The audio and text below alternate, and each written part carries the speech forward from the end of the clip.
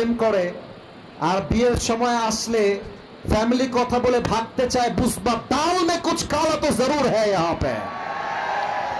মেয়েরা ঠিকই বিয়ে করে আরেক জায়গায় আর বলে জান আমাকে মাফ করে দিও, আমাকে বিয়ে করতে পারবো। ব্যাপারটা হলো তোমার চাইতে সেই মেয়েটা বেটার অপশন পেয়ে গিয়েছে। যুবক ভাইয়ের কথা বুঝে নিও আমার।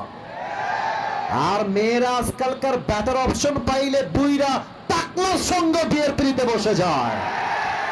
বলো এমন মেয়ে বাংলাদেশে আছে না নাই? তো সাগর বাবু, তোমার নামটাও সাগর, তুমি হয়ে যাও সাগর।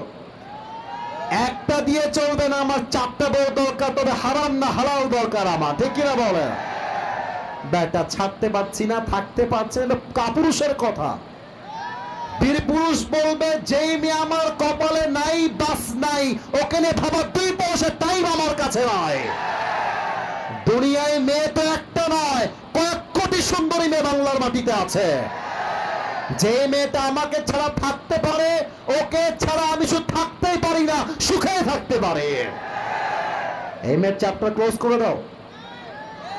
এসব মেয়ের পাল্লায় পড়ো না।